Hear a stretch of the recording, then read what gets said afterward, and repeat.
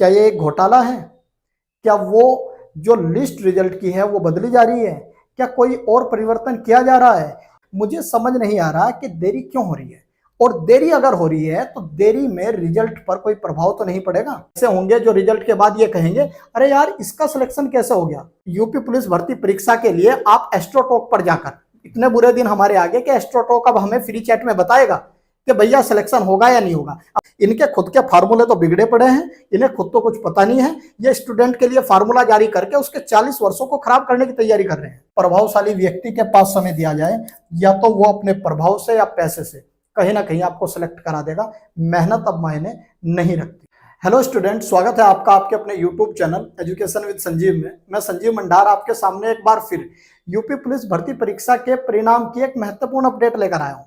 देखिए, इस अपडेट के माध्यम से मैं बात करना चाहूंगा कि सोशल मीडिया में जिस तरीके की सूचनाएं वायरल हो रही थी कि यूपी पुलिस भर्ती परीक्षा का परिणाम अक्टूबर तक आ जाएगा, अब ये सूचनाएं क्यों दिन प्रतिदिन अफवाहों के रूप में परिवर्तित होती जा रही हैं, इस पर मुझे बात करनी है।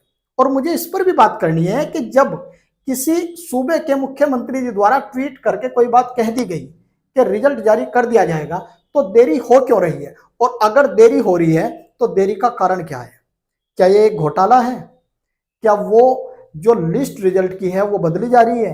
क्या कोई और परिवर्तन किया जा रहा है? क्योंकि इस बात का जवाब किसी के पास नहीं है कि कंपनी ने इतने सारे क्वेश्चन इन पेपर में गलत कर दिए, और इतने सारे क्वेश्चंस जो हैं जिनके इन्होंने एक ही आंसर कर दिए, ऊपर से जो रही सही कसर थी वो पूरी कर दी रिवाइज आंसर की ने।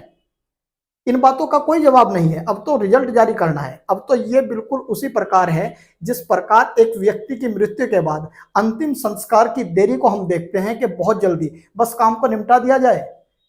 स्टूडेंट्स के भाव को आप देखना नहीं चाहते। आप नहीं देखना चाहते इस बात को कि अगले 40 साल, ये जो वीडियो देख रहा है ग्रामीण परिवेश का स्टूडेंट, इसके अगले 40 साल इसी रिजल्ट पर डिपेंड है। इसने दिन रात मेहनत की है, बस आपने तो कह दिया कि बहुत जल्दी जारी कर दिया जाएगा और अब देरी हो रही है। देरी पर ध्यान भी रख लीजिए, देरी क्यों हो रही है। क्या कार्यपालक जो हैं, अधिकारी गण जो हैं, या कंपनी के कर्मचारी जो हैं कोई परिवर्तन कर रहे हैं? क्यों देरी हो रही है? या फिर कोई ऑफिशियल ट्वीट आए, कोई वीडियो आए जिसके माध्यम से बताया जाए कि इतने दिन के अंदर अंदर अब रिजल्ट जारी कर दिया जाएगा? ऐसी कोई बात नहीं है। और कॉलम 4 में लिख दिया गया कि इससे कहीं भी चुनौती नहीं दी जा सकती। इसका मतलब तो सीधी सीधी तानाशाही है, जो रिजल्ट आएगा वो स्वीकार करना पड़ेगा। इन इन मुद्दों पर मैं चर्चा करना चाहता हूं, और सबसे पहली चर्चा और सबसे पहला पॉइंट मेरा यही है, क्योंकि मैं लॉजिकल बात करूंगा कि यदि कोई व्यक्ति ये कह देता है कि बहुत जल्दी या अक्टूबर तक उत्तर प्रदेश भर्ती पुलिस परीक्षा का रिजल्ट जारी कर दिया जाएगा, तो एक आम बात है, क्योंकि एक आम नागरिक द्वारा यह बात कही गई। लेकिन अगर सूबे के माननीय मुख्यमंत्री जी द्वारा यह कहा गया था कि बहुत जल्दी अक्टूबर तक उत्तर प्रदेश भर्ती परीक्षा जो है इसके परिणाम को घोषित करने की तैयारियां की जाएं और परिणाम घोषित किया जाए, तो अब देरी क्यों हो रही है। पहले हम ये देख रहे थे कि दिवाली से पहले रिजल्ट जारी कर देने की बात कही गई, फिर कह रहे हैं कि दिवाली पर शायद रिजल्ट जारी कर दिया जाए, फिर हम देख रहे हैं कि दिवाली के बाद शायद रिजल्ट जारी कर दिया जाए।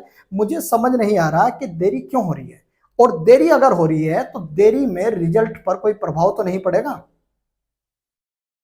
इन्हीं मुद्दों पर मैं बात करना चाहता हूं, और शायद आप भी ये बात करना चाहते हैं, आप ये बात सुनना चाहते हैं कि वास्तव में इसी प्रकार की कोई व्यवस्था है। ये शब्द मेरे ध्यान रखिएगा। कुछ स्टूडेंट ऐसे होंगे जो रिजल्ट के बाद ये कहेंगे, अरे यार इसका सिलेक्शन कैसे हो गया, ये तो पढ़ता ही नहीं था, इसमें तो वो योग्यता नहीं है जो एक सफल व्यक्ति के अंदर होनी चाहिए, उसका सिलेक्शन आपको दिखाई देगा। तो कमी किसके अंदर है? जो योग्य स्टूडेंट था, अगर वो फाइनल मेरिट में नहीं आ पाया तो उसके अंदर कमी नहीं है, कमी सिस्टम के अंदर है, कमी व्यवस्था के अंदर है, कमी कहीं ना कहीं उन सारे के सारे कर्मचारियों, अधिकारियों या कंपनी के उन सभी व्यक्तियों के अंदर है जो उत्तर प्रदेश भर्ती परीक्षा में कांस्टेबल का पेपर भी तैयार नहीं कर पाए। अगर इन्हें तैयार करने के लिए अपर लेवल का पेपर कह दिया जाए तो फिर तो पूरा पेपर ही गलत कर देंगे। और अगर गलती की गई है तो क्या जुर्माना लगाया जाएगा? अगर गलती की गई है तो जो स्टूडेंट इस बार असफल होंगे, क्या उन्हें दूसरा मौका दिया जाएगा? वे क्यों सजा भुगतेंगे? भाई गलती तो आपने की है। जब पेपर तैयार कर रहे होंगे तो हो सकता है आप सो रहे हो, ये तो मेहनत कर रहे थे दिन रात। मुझे नहीं लगता ये भर्ती जो है बिल्कुल निष्पक्ष होगी। मैं ये भी कह देना चाह रहा हूं कि जो सरकार है वो सरकार चाहती है कि बहुत अच्छे तरीके से भर्ती हो, लेकिन जो कहीं ना कहीं मंत्री या जो कहीं ना कहीं अधिकारी हैं या कर्मचारी जो कंपनी के हैं, वो नहीं चाहते जो रिजल्ट लेकर वे आएंगे उनके लिए सिर्फ एक बार माननीय मुख्यमंत्री जी को आमंत्रित किया जाएगा और फिर बहुत बड़े बड़े पोस्टर लगाए जाएंगे और यह कहा जाएगा कि नियुक्ति पत्र प्रदान कर दिया गया है। देख तो लो, नियुक्ति पत्र जिसे दिया जा रहा है वो योग्य है भी या नहीं। चलो बात करते हैं इन्हीं मुद्दों पर। सबसे पहले मैं बात करना चाहूंगा उस व्यवस्था पर जो व्यवस्था इनके द्वारा की गई है, और वो जो व्यवस्था है वो व्यवस्था बिल्कुल चौंका देने वाली है। देखिए, ये आपके सामने एक फेज खुला है, इसमें बहुत अच्छे से पहले समझ लीजिए। मैं देख रहा हूं कि जो एग्जाम था 23, 24, 25 अगस्त और 30 और 31 अगस्त को हुआ। 10 पालियों में पेपर हुआ और 5 दिन तक पेपर चलता रहा। यह समय था और यह एग्जाम की डेट थी। इसके बाद मैं ये कहना चाह रहा हूं कि भैया ये जो विवादित कुल पर्सन है 70, इनकी कीमत कौन चुकाएगा? मैं तो तब मानता हूं शासन को, व्यवस्था को, मंत्रीगण को, अधिकारीगण को या कंपनी के कर्मचारियों को, कि अगर ये कह दिया जाए कि जो इस बार असफल हुआ है उसे दूसरा मौका दिया जाएगा, तब मानता हूं 70 क्वेश्चन कुछ होते ही नहीं। इन्होंने क्या किया कि 25 क्वेश्चन निरस्त कर दिए। 29 क्वेश्चन ऐसे थे जिनके प्रश्नों में जो आंसर थे वे एक से अधिक थे, और रही सही कसर जो पूरी की वो इन 16 क्वेश्चनों ने कर दी, जिनमें हम देखते हैं कि रिवाइज आंसर की में जो आंसर अब अपडेट होकर आए हैं उनमें आंसर उत्तर जो हैं वही बदल दिए गए। कहने का मतलब, फॉर एग्जांपल, छोटी सी एक बात कह रहा हूं मैं, वो सही है गलत है इस पर चर्चा नहीं कर रहा हूं, चर्चा इस पर कर रहा हूं कि जब पहली बार आप आंसर की जारी कर रहे थे तब सिस्टम कहा था कि 16 क्वेश्चंस के आंसर, तब आपने कुछ और दे दिए। भैया मैं एक अगर टीचर हूं, मैं जर्नल स्टडी पढ़ाता हूं और मैं ये कह रहा हूं कि जो लाल किला है वो शाहजहां ने बनवाया है, मैंने पहली बार में टिक कर दिया, पहली आंसर की में मैंने ये कह दिया कि भैया ये है। रिवाइज आंसर की आ रही है और फिर उसमें औरंगजेब आंसर दोगे तो बच्चे को तो दिक्कत होगी भाई। आप 2 दिन और ले लेते हैं और अच्छे से एनालाइज कर लेते हैं, उसके बाद आप आंसर की जारी करते हैं। आपने दोबारा जो रिवाइज आंसर की ये बच्चों के सामने ला कर दिया, उसमें 16 क्वेश्चनों के जो आंसर थे वही चेंज कर दिए। 29 ऐसे हैं जिनमें एक से अधिक है। एक बात बताइए, मुझे लग रहा है कि ये 2 आंसर जो हैं ये कोई भी एक हो सकता है और वो दोनों आंसर थे, लेकिन मैंने डाउट में वो क्वेश्चन छोड़ दिया, ठीक। और उसके बाद जो स्टूडेंट उस क्वेश्चन को नहीं कर रहा है, वो बहुत अच्छे से ईमानदारी से पेपर दे रहा है, वो तो कीमत चुकाएगा इसकी। बात समझ रहे हैं? इसके बाद जो 25 क्वेश्चंस जो हैं ये तो गलती कर दिए गए। मतलब मैं ये समझ नहीं आ रहा मुझे कि जो पेपर तैयार कंपनी कर रही है उसमें दिमाग है भी या नहीं है, खिलवाड़ कर रहे हैं आप। अब एक काम करिए, बहुत अच्छे से, या तो कोई अधिकारी या फिर कोई कंपनी का कर्मचारी या फिर हो सकता है कि शासन का कोई बड़ा नेता आकर ये कह दे कि यूपी पुलिस भर्ती परीक्षा के लिए आप एस्ट्रोटॉक पर जाकर, इतने बुरे दिन हमारे आगे कि एस्ट्रोटॉक अब हमें फ्री चैट में बताएगा कि भैया सिलेक्शन होगा या नहीं होगा। अब तो भगवान भरोसे है, मेहनत तो कहीं कोई काम मायने रखी नहीं रही, हर जगह चल रहा है, हर जगह चल रहा है, बकवास की बात कर रहे हैं।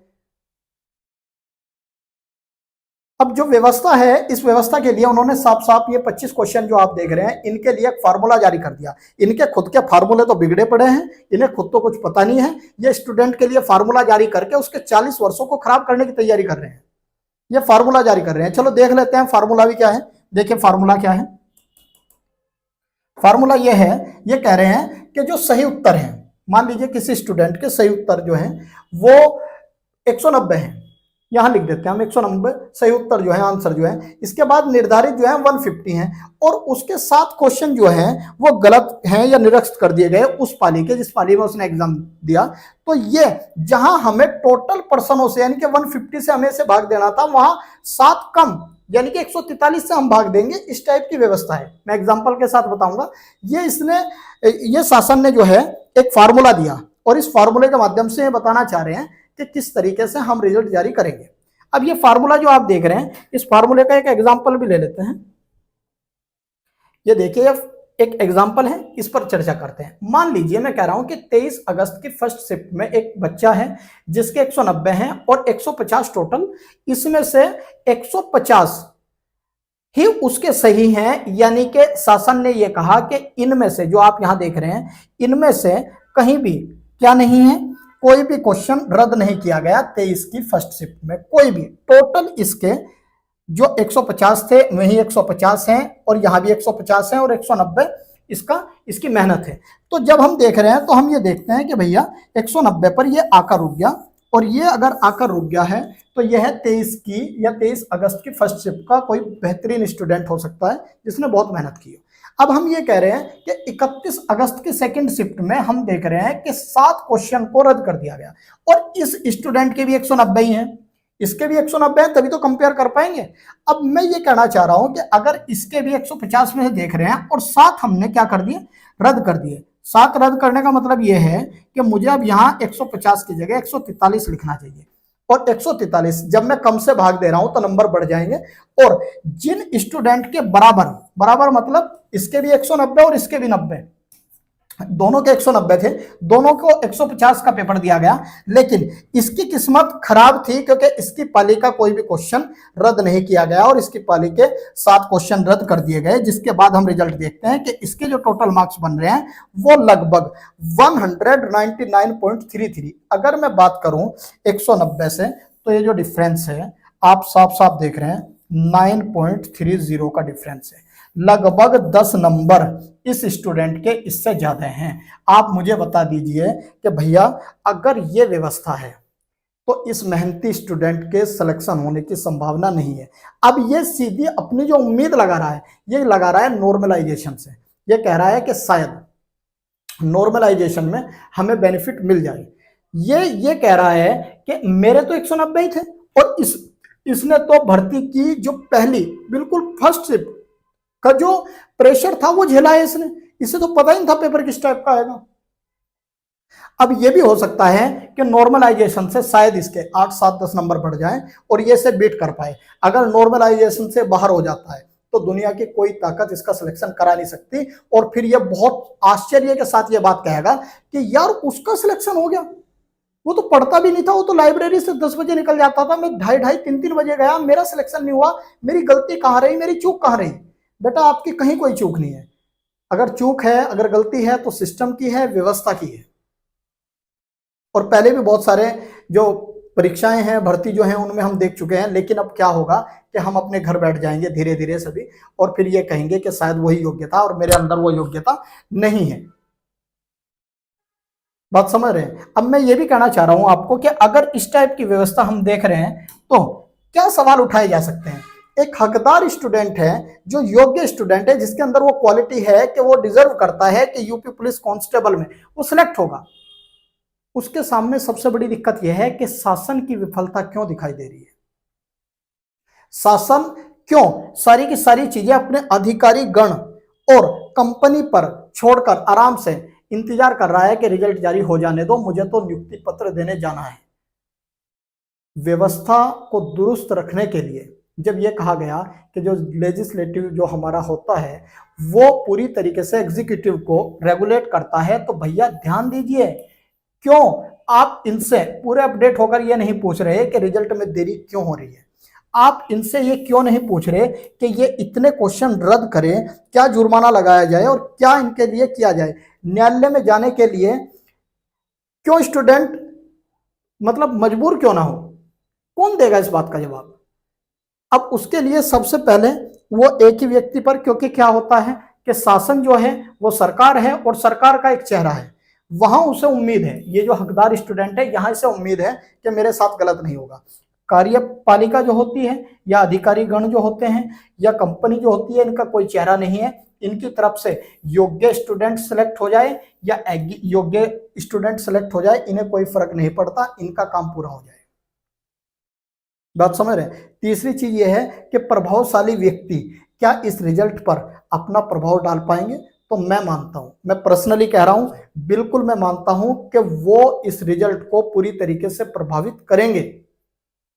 ऐसा नहीं हो सकता, ये आपने देख भी लिया कि अगर शासन बहुत अच्छे से इस चीज को लेकर चलेगा तो ये हो सकता है कि रिजल्ट में जो देरी हो रही है वो देरी कहीं ना कहीं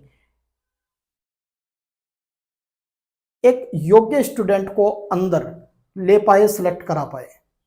लेकिन यह भी हो सकता है कि ये देरी जो हम देख रहे हैं ये एक योग्य स्टूडेंट को बाहर कर दे। बात समझ रहे हैं? मैं इस दुख, इस दर्द को बताने के लिए आपको आया हूं कि ये सिस्टम के पीछे जो विफलता दिखाई दे रही है, सिस्टम की जो विफलता दिखाई दे रही है, इस पर हमें सवाल उठाने चाहिए। जब कोई चीज ट्वीट करके बोली गई तो देरी क्यों हो रही है, और अगर देरी हो रही है तो देरी का कारण क्या है, ये क्या काम कर रहे हैं इस टाइम, ये बात, ये जवाबदेहिता इनकी हो, और फिर शासन जनता को या स्टूडेंट को ये बता सके कि देरी इसलिए हो रही है, आप निश्चिंत रहिए, ऐसा नहीं होगा, योग्य स्टूडेंट ही अंदर जाएंगे।